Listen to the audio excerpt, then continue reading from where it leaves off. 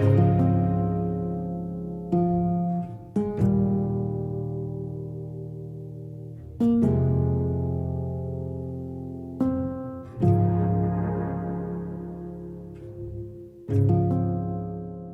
name is Breedt, and I'm the Managing Director of Nielsen Book. It's a good question, and it's a big question. You could also instantly expand it to not only publishers, I'd say retailers, libraries, us, organizations like myself, like us who work on data. And the challenges are the availability of the data, full stop. In a lot of the emerging market economies, there simply isn't data, so you have to create it from scratch. And it's often surprising, I think, to people how many even fairly advanced markets don't really have any centralized source of data or central data process. And I think that is probably the number one sort of challenge. Thereafter, it's how people see data. So data is simultaneously viewed as really valuable, and often people are really loath to share or to collaborate. However, at the same time, somewhat paradoxically, often sort of data is really neglected. In a publisher, few people enter publishing because they're interested in data. They enter it because they're interested in ideas and books and publishing. So often the kind of data function, especially in emerging market economies, falls to an intern or fairly junior people in the organization. And that is the same in a retail world, where often the retailer is rightly focused on selling books. So often data standards are the minimum required for making sales, rather than looking at data as an asset or as a part of a sort of broader process. And in the more advanced economies, that's how long-term any sort of data collection or availability improves, is when industry associations or central organizations work with third parties and publishers, and everybody begins to treat it as a collaborative asset that the whole industry has, rather than something that exists in a bunch of different silos. But that is a almost cultural shift, not only a technological shift. First obstacle is just often there isn't anything at all. And then the second one is that really complex sort of collaborative approach that is required in order to make it work. So obviously where the largest lack of data or information is also where the largest opportunities are.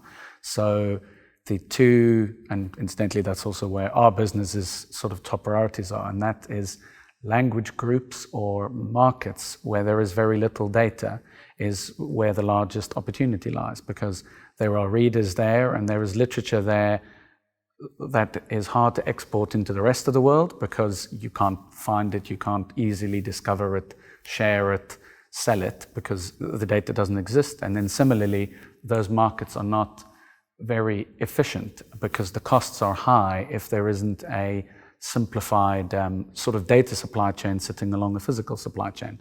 So things like the Arab language world is both a huge, there's a huge opportunity to have a central or a focused way of simply listing every book that exists and making it searchable so people can find it, so libraries can find it, so readers can find it. Also the Spanish language world in Latin America, there's a lot of emerging market economies producing incredible books which are hard to export because people don't know what they are. So I'd say Spanish language world and Arab language world are really two hugely underserviced languages. And then obviously all the emerging market economies. So huge language groups in Africa where you have vast numbers of readers that we want to be able to connect with books, and that's both a challenge and an opportunity. Absolutely. So I think that's both the challenge and the opportunity for publishers is using technology and using systems or processes to simplify the task, or actually just make the task possible of producing high quality content and connecting it to as many people in their mother tongue or their father tongue, depending on the culture you're dealing with. And I think, that's both the challenge and the opportunity, and we should use sort of data and technology as much as possible to make that happen. There's so much research, that shows how much more, beneficial it is to education, to, people's, everything is better if you can offer people something in their mother tongue.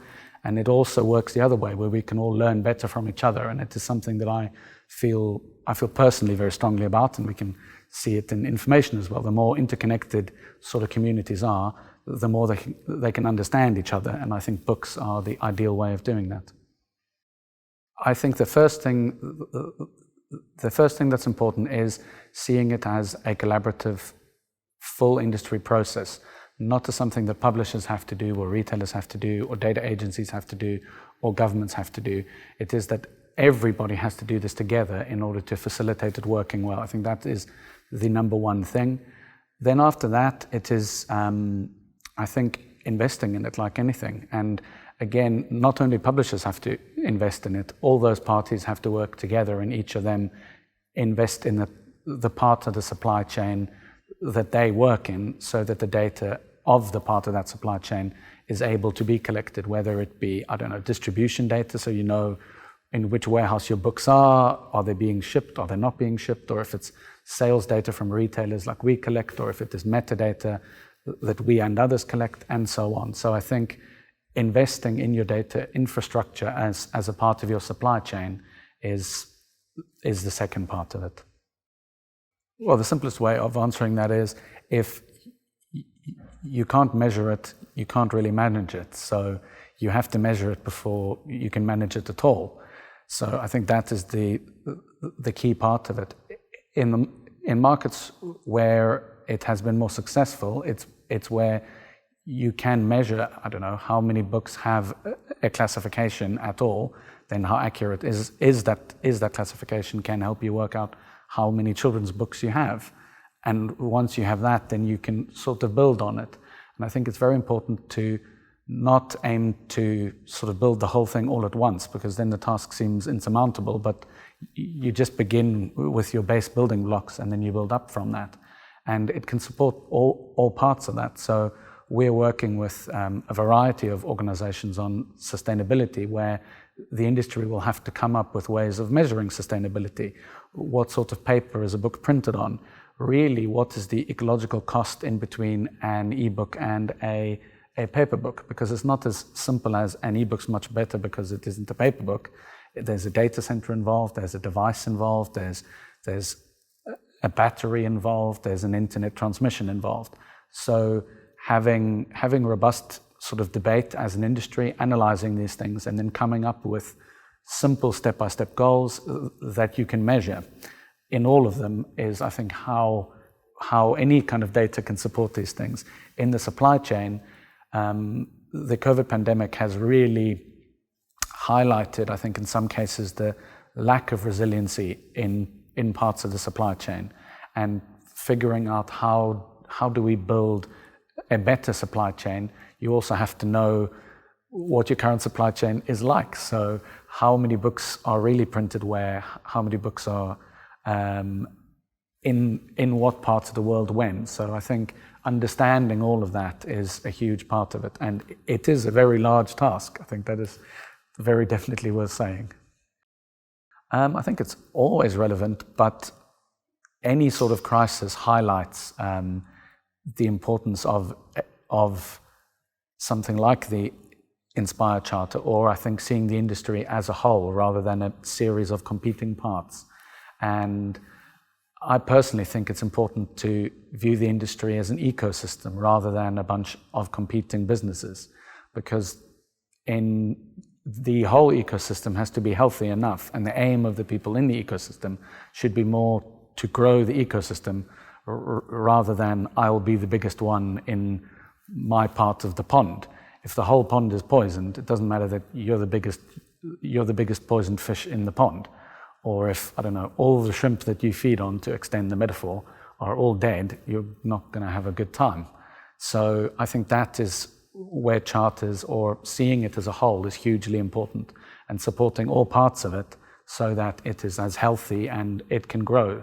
Another metaphor that we sometimes use is it's better to try to grow the pie as a whole, because equally books and the book industry it doesn't exist in isolation. It's a part of a much larger entertainment or, cultural industry.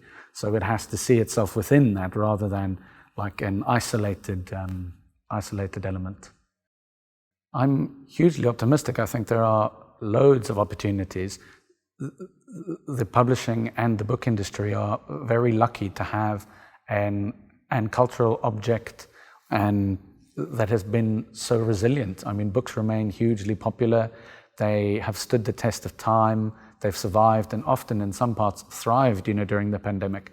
A part of what has been really shown though is just how uneven it is. But as a whole, I would say reading is up and consumption is up.